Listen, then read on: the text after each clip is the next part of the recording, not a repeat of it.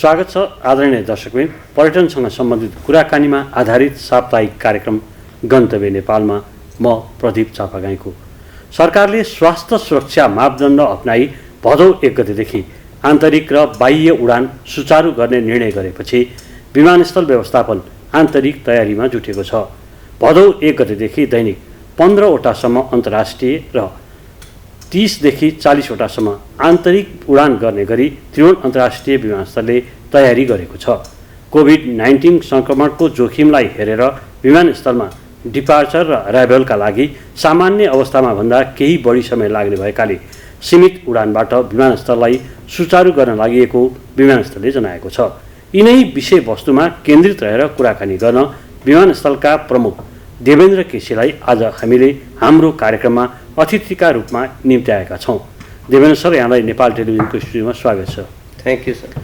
जस्तो सरकारले जुन यो भदौ 1 गतेदेखि अब जुन यो लकडाउनको कारणले चाहिँ रोकिएका अन्तर्राष्ट्रिय र आन्तरिक उडानहरूलाई सुचारू गर्ने भन्ने जुन निर्णय गरेको छ, त्यसको पूर्व तयारी चाहिँ यहाँहरू अहिले कसरी गरिरहनु भएको छ, के छ? विमानस्थल सञ्चालनको लागि हरदम तयारी रहनै पर्छ। अनफर्चुनेट भयो, हामी कहाँ संसारभरि कोरोना फैलियो। कोरोनालाई एड्रेस गर्नलाई हामीले लकडाउन भए पनि लकडाउन नभएकै अनुभूत गरेर हामी काममा जुट्यौँ र काम गरिरहेकै छौँ आजको दिनसम्म पनि।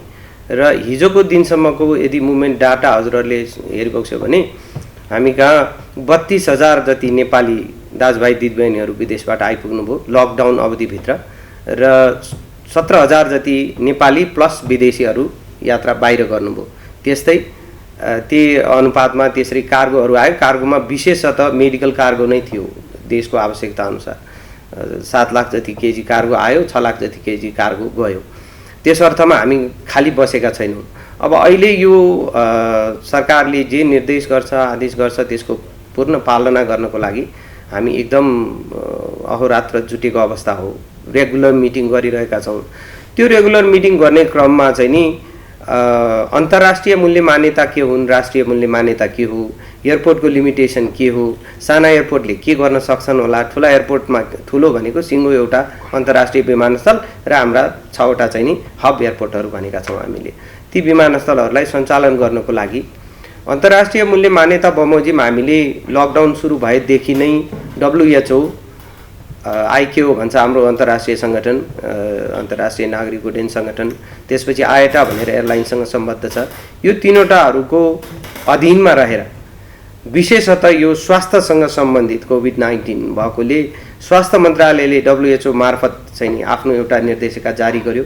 त्यसै अनुसार हाम्रो आइकाओको बेसमा रहेर मेरो हेडक्वार्टरले क्यान भन्छौँ जसलाई हामी civil aviation authority of Nepal, त्यसले आफ्नो SOP जारी गर्यो। त्यो तहतमा रहेर एयरपोर्टले आफ्नो SOP जारी गर्यो र त्यो SOP बमोजिम हामीले एयरपोर्टमा रहेका एकदमै न्यून स्थानहरू, टर्मिनल सानो छ, एयरपोर्ट आफैमा सानो छ, पार्किङ एरिया सानो छ, सिङ्गल रनवे छ, ती सबैलाई हेरेर विशेषतः मान्छेलाई ध्यान दिनुपर्ने रहेछ यति बेला चाहिँ।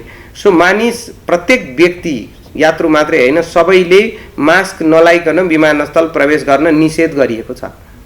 हामीले सुरुमै यो जारी गऱ्यौँ, अहिले मात्रै होइन, हजुरको जहिलेदेखि यात्रा सुरु भयो।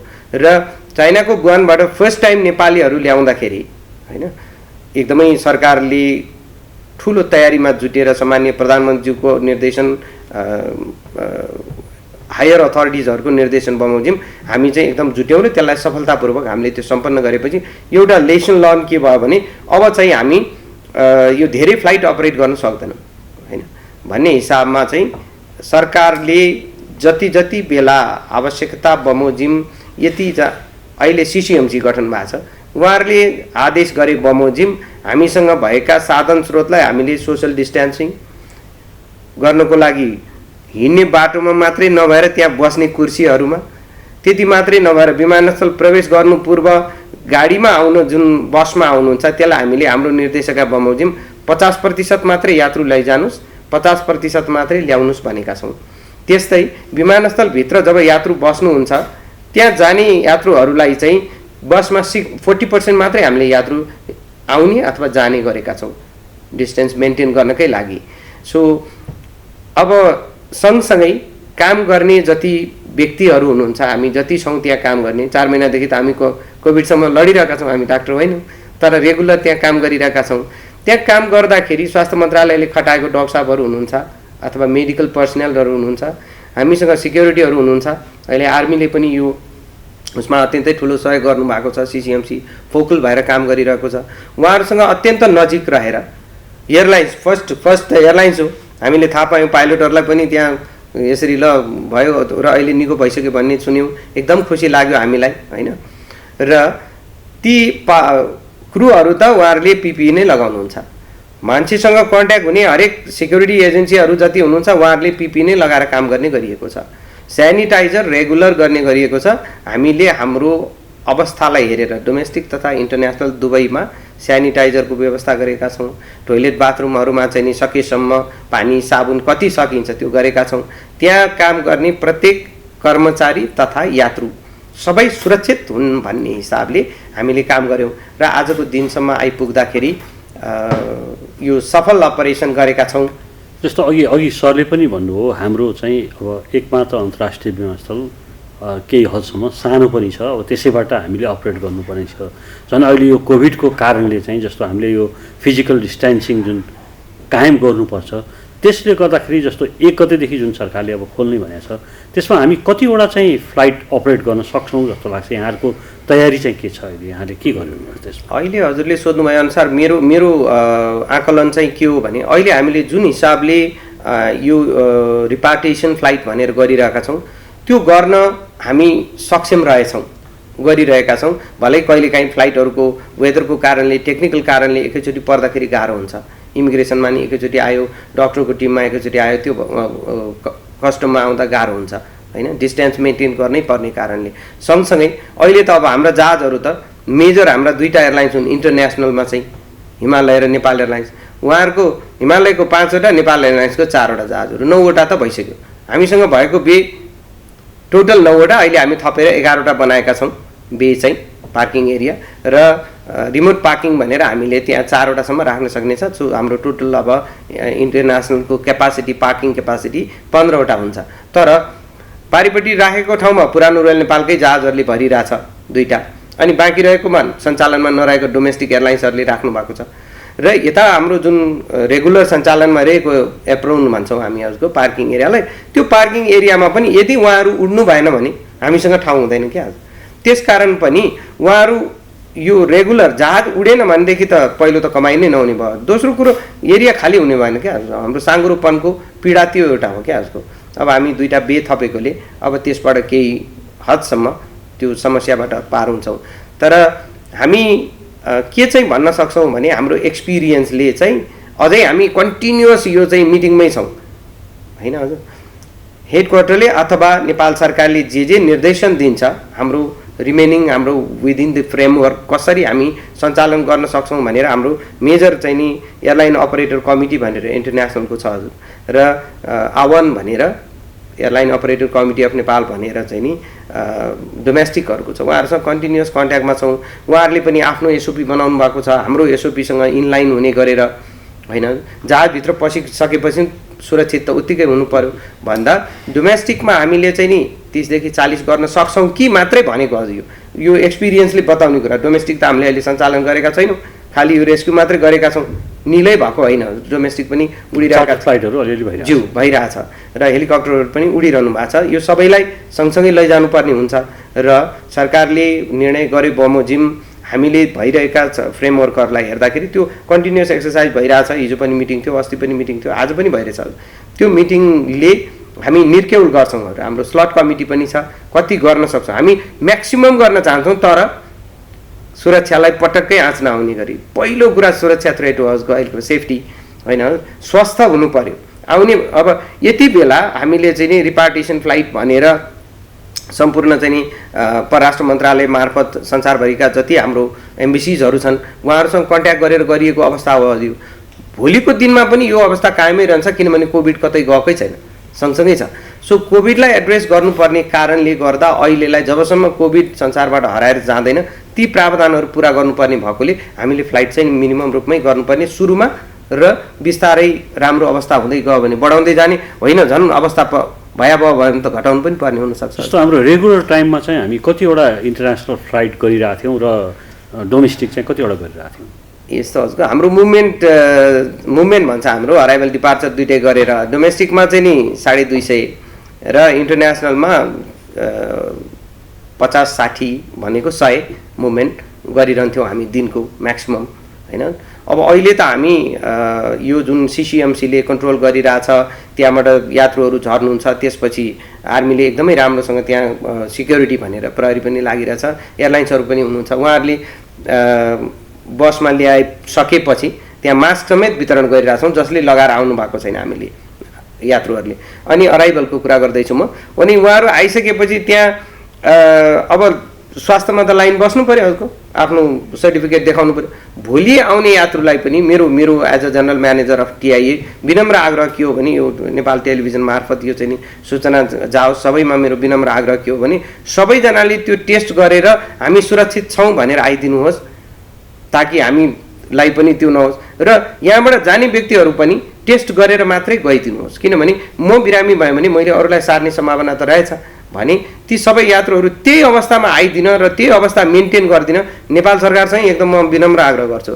जस्तो सरले अघि भन्नुभएको जस्तै यस्तो जुन हाम्रो डोमेस्टिक फ्लाइटको कुरा गर्दाखेरि काठमाडौँको हकमा हामीले जुन खालको स्वास्थ्य सुरक्षा मापदण्डहरू अपनाएका छौँ, जस्तो हाम्रो अन्य गन्तव्यहरू जस्तो डोमेस्टिकका लागि हाम्रा मुलुकका अन्य विमानस्थलहरूमा चाहिँ त्यो खालको प्रावधान छ कि छैन, अथवा त्यहाँबाट उड्नेको हकमा पनि हामी त्यही खालको प्रोसेस अपनाएर जान्छौँ कि, अथवा के छ हाम्रो तयारी चाहिँ? सो एयरलाइन्सहरूले त्यो ड्रिल गरिसक्नु भएको छ, उहाँहरू एकदम पूर्ण तयारीमा हुनुहुन्छ। हिजो मात्रै मैले पोखराको साथीसँग, विराटनगरको साथीसँग, नेपालगञ्जको साथीसँग कुरा गरेको थिएँ। उहाँहरूलाई हेड क्वार्टरले सिभिल एभिएसन अथोरिटी अफ नेपालले एउटा खालको SOP निर्माण गरेर सबै डोमेस्टिक एयरपोर्टको लागि पठाइदिएको छ।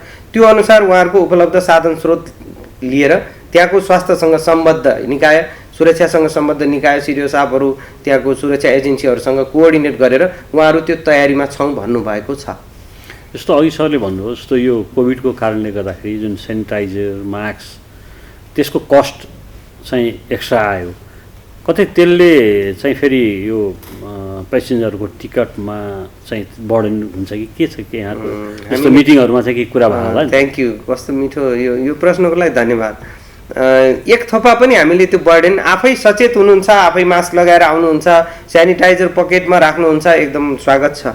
तर विमानस्थलका गेटै पछि अराइभल डिपार्चर सबै ठाउँमा हामीले सेनिटाइजर राखिदिएका छौँ र त्यसको छुट्टै व्यवस्थापन थिएन। हजुरले भने जस्तै यो अचानक आएको चिज थियो, त्यसको लागि हामीले हेड क्वार्टरसँग थ्याङ्क्स टु माई बोर्ड, हाम्रो एपेक्स बडी बोर्ड, उहाँहरूले हामीलाई केही रकम पठाइदिनु भएको छ र त्यो म्याक्सिमम खर्च भइरहेछ। हामीले सोच्नै नसक्ने जस्तो खर्च भयो, किनभने एयरपोर्टमा मान्छे त यति धेरै आवश्यक पर्दो रहेछ। एउटा फ्लाइट अपरेट गरे पनि मान्छे आवश्यक पर्यो, धेरै फ्लाइट अपरेट गरे पनि मान्छे आवश्यक पर्यो, ती सम्पूर्ण एजेन्सीहरू त तत्त ठाउँमा बस्नु पर्यो।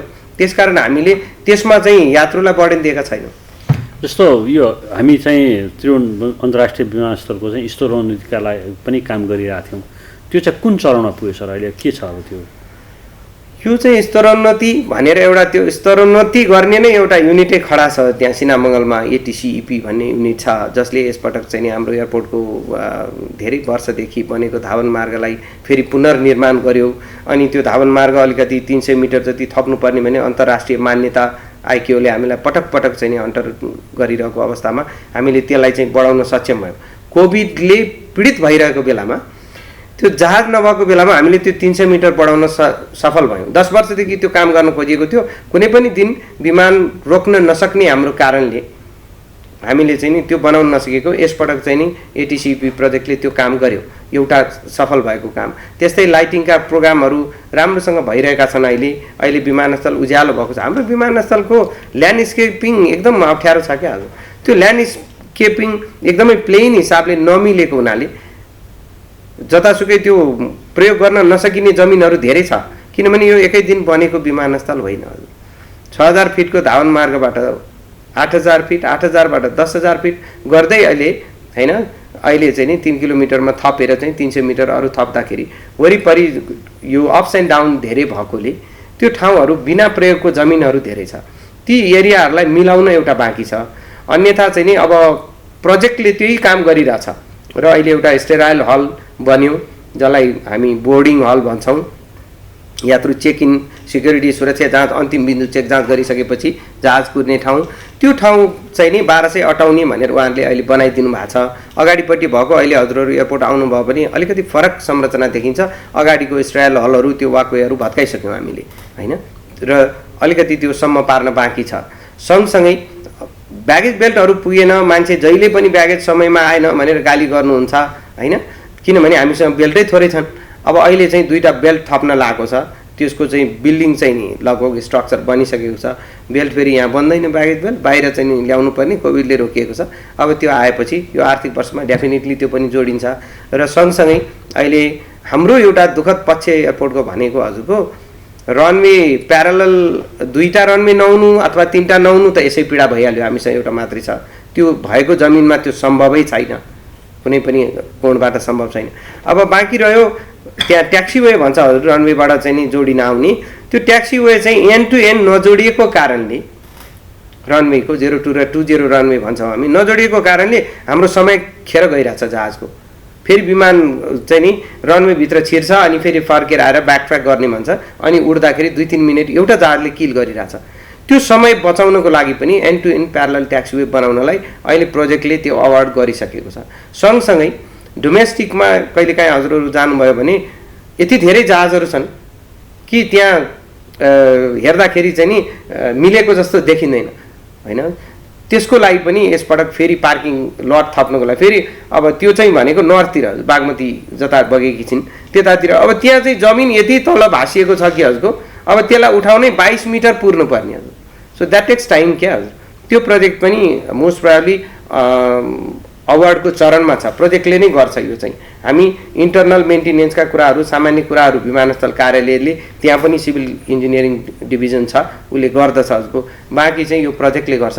त्यो मास्टर प्लान अनुसार टाइम एन्ड अगेन त्यो डेभलपमेन्ट वर्कहरू भइरहेछन्, तर विमानस्थल सञ्चालनमै राखेर यति साँगुरो विमानस्थल, साँगुरो त्यो टर्मिनल, त्यसलाई सञ्चालनमै राखेर काम गर्दाखेरि र बेला बखतमा आउने यस्ता पीडाहरू, कहिले भुइँचालो आएको छ हजुरको, कहिले नाकाबन्दी आएको छ, कहिले कोभिड आएको छ होइन, यी कारणहरूले अहिले फ्लड आएको छ होइन, यी कारणहरूले गर्दाखेरि विमानस्थलमा काम गर्नलाई केही ढिलाइ भएका रहेछन्। हिजोदेखि म त नयाँ 8-9 महिना भयो गएको हजुरको, कोसिस गरिरहेछौँ हामी, प्रयत्नरत छौँ, तर विमानस्थल बनाएर कहिल्यै सकिँदैन।